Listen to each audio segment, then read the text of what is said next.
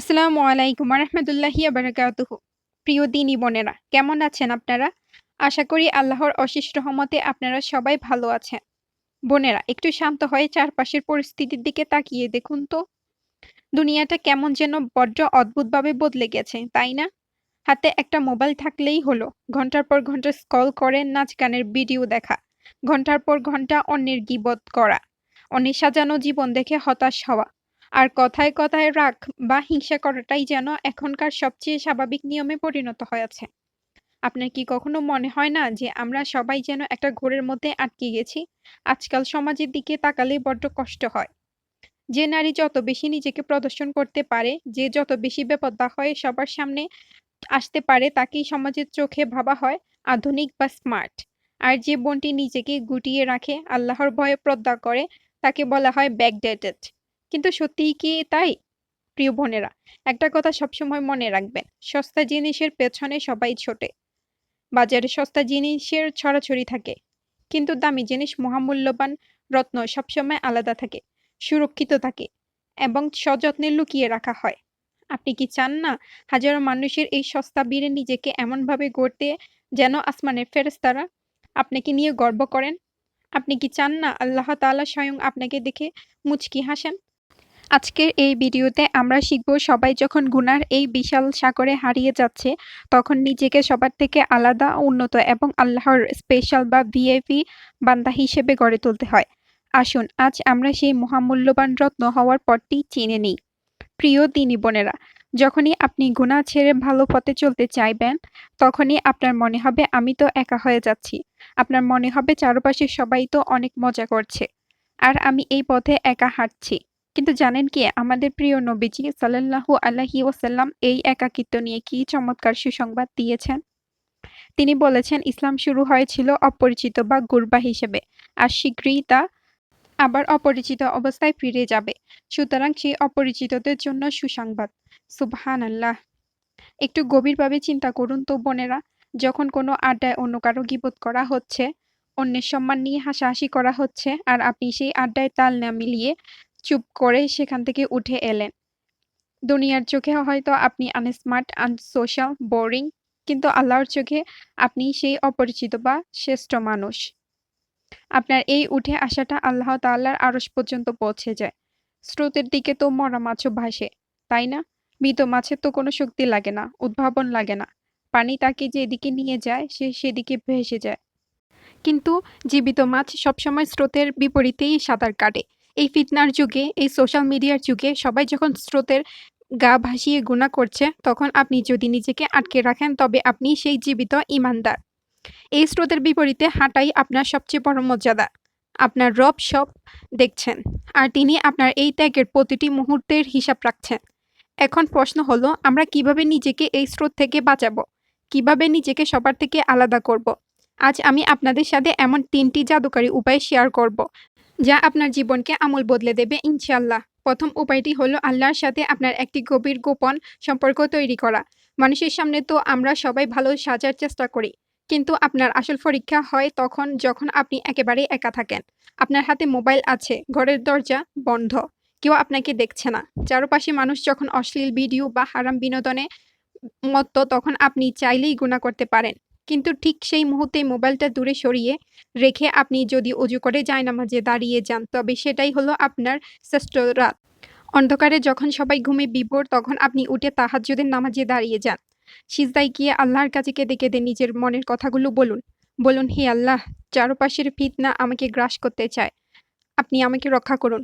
আপনার আর আপনার রবের মাঝের এই গভীর সম্পর্কটা আপনাকে দুনিয়ার সবার থেকে আলাদা করে দেবে।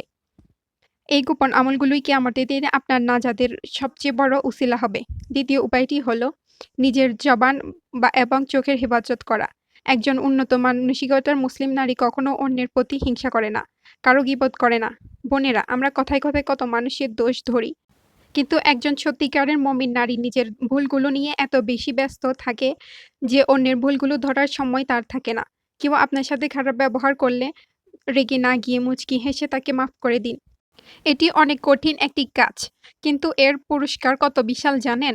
আমাদের নবীজি সাল্লাল্লাহু আলাইহি ওয়াসাল্লাম বলেছেন, যে ব্যক্তি রাগ করার ক্ষমতা থাকা সত্ত্বেও তা হজম করে নেয়, আল্লাহ তাআলা তাকে কিয়ামতের দিন সবার সামনে সম্মানিত করবেন। সুবহানাল্লাহ! আপনি দুনিয়াতে নিজের রাগকে নিয়ন্ত্রণ করবেন। আর আল্লাহ তাআলা কিয়ামতের ময়দানে কোটি, কোটি মানুষের সামনে আপনাকে স্পেশাল মর্যাদা দান করবেন। তৃতীয় এবং বর্তমান সময়ের সবচেয়ে গুরুত্বপূর্ণ উপায় হলো ডিজিটাল ফিতনা থেকে দূরে থাকা। নাচ, গান, মিউজিক, অনর্থক শর্টস বা রিল আমাদের অন্তরকে তিলে, তিলে ধ্বংস করে দেয়। গান-বাজনা আমাদের অন্তরকে মরে যেতে সাহায্য করে। প্রখ্যাত সাহাবী আব্দুল্লাহ ইবনে মাসউদ রাদিয়াল্লাহু আনহু বলেছেন, "গান-বাজনা অন্তরে এমনভাবে মুনাফিকি জন্ম দেয় যেমন পানি ফসল জন্ম দেয়।" আমি আপনাদের হাতে হাত রেখে অনুরোধ করছি, এই সস্তা বিনোদনগুলো ছেড়ে দিন প্রিয় বোনেরা। এগুলোতে কোনো শান্তি নেই। আছে শুধু সাময়িক উত্তেজনা এবং এরপরে এক দীর্ঘস্থায়ী হতাশা। এর বদলে কোরআন তেলাওয়াত শুনুন, ভালো ইসলামিক বই পড়ুন, দ্বীনি আলোচনা শুনুন।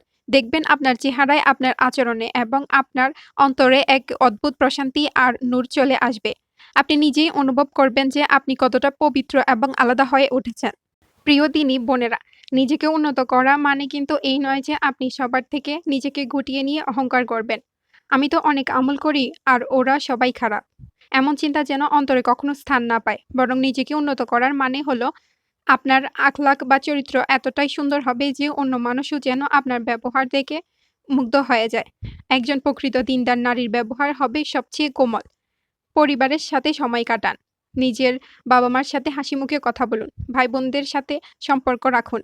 ঘরের ভেতর যদি শান্তির পরিবেশ তৈরি করা যায় তবে বাইরের সস্তা বা খারাপ কাজের প্রতি আর কোনো আকর্ষণ থাকে না। আপনার মিষ্টি কথা, আপনার মুচকি হাসি, আপনার বিনয় এগুলো প্রমাণ করে যে আপনি সত্যিই একজন উন্নত মনের মুসলিম নারী। নবীজি সাল্লাল্লাহু আলাইহি ওয়াসাল্লাম বলেছেন, "তোমাদের মধ্যে সেই উত্তম যার চরিত্র সবচেয়ে সুন্দর।" তাই নিজের চরিত্রকে এমনভাবে সাজান যেন আপনাকে দেখলেই মানুষের আল্লাহর কথা মনে পড়ে যায়। আমি যদি হিজাব করি বা গান-বাজনা ছেড়ে দিই তাহলে তো সবাই আমাকে আনস্মার্ট বলবে। বন্ধুরা আমাকে খেপাবে। বলবে আমি হুজুর হয়ে গেছি। প্রিয় বোনেরা, খুব মনোযোগ দিয়ে শুনুন। যে সমাজ বা পরিবার আপনাকে আল্লাহর পথ থেকে দূরে সরিয়ে দেয়, তাদের প্রশংসা করিয়ে আপনার কোনো লাভ নেই। কাল কিয়ামতের দিন এই মানুষগুলোর কেউ আপনার উপকারে আসবে না। আল্লাহ তাআলা যদি আপনার উপর রাজি থাকেন তবে পুরো দুনিয়া আপনার বিপক্ষে গেলেও আপনার কোনো ক্ষতি করতে পারবে না। মনে রাখবেন আমাদের উম্মাহাতুল মুমিনিন এবং নারী সাহাবীদের কথা। সুমাইয়া রাদিয়াল্লাহু আনহা ইসলামের জন্য নিজের জীবন বিলিয়ে দিচ্ছিলেন, তখন কি তিনি সমাজের কটূক্তির পরোয়া করেছিলেন? ফাতেমা রাদিয়াল্লাহু আনহা কি দুনিয়ার সস্তা চাকচিক্যের মোহে পড়েছিলেন? না, তারা জানতেন আসল সফলতা কোথায়। তাই কে কি বলল তা নিয়ে একদম মাথা ঘামাবেন না। আপনি আপনার রবের দিকে এগিয়ে যান। রব আপনার সম্মান বাড়িয়ে দেবেন। নিজেকে সস্তা করবেন না। আমার প্রিয় বোনেরা, আপনি তো সেই রত্ন যার জন্য আল্লাহ তাআলা জান্নাতে সাজিয়ে রেখেছেন। দুনিয়ার এই ক্ষণস্থায়ী মোহের জন্য, কয়েক সেকেন্ডের ভিডিওর জন্য অথবা কয়েক মুহূর্তের আড্ডার জন্য চিরস্থায়ী জান্নাতকে হারাম করবেন না। আপনার মর্যাদা অনেক ঊর্ধ্বে। আপনি একজন মুসলিম নারী। আপনি একটি পবিত্র পরিবারের ভিত্তি। আজ থেকেই ওয়াদা করুন সবাই যাই করুক না কেন, দুনিয়ার যেদিকেই যাক না কেন আপনি শুধু আল্লাহকে খুশি করার চেষ্টাই করবেন।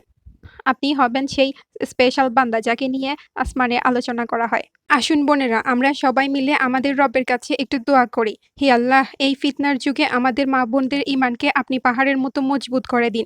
আমাদের অন্তর থেকে সব ধরনের হিংসা, রাগ, অশ্লীলতা আর গীবত চিরতরে দূর করে দিন। ফিতনার এই প্রবল ঝড়েও যেন আমাদের ঈমানের প্রদীপ নিভে না। আমাদের আপনি এমন মজবুত ঈমান দিন যেন দুনিয়ার সব মোহ ছেড়ে আমরা শুধু আপনার দিকেই ছুটে আসতে পারি।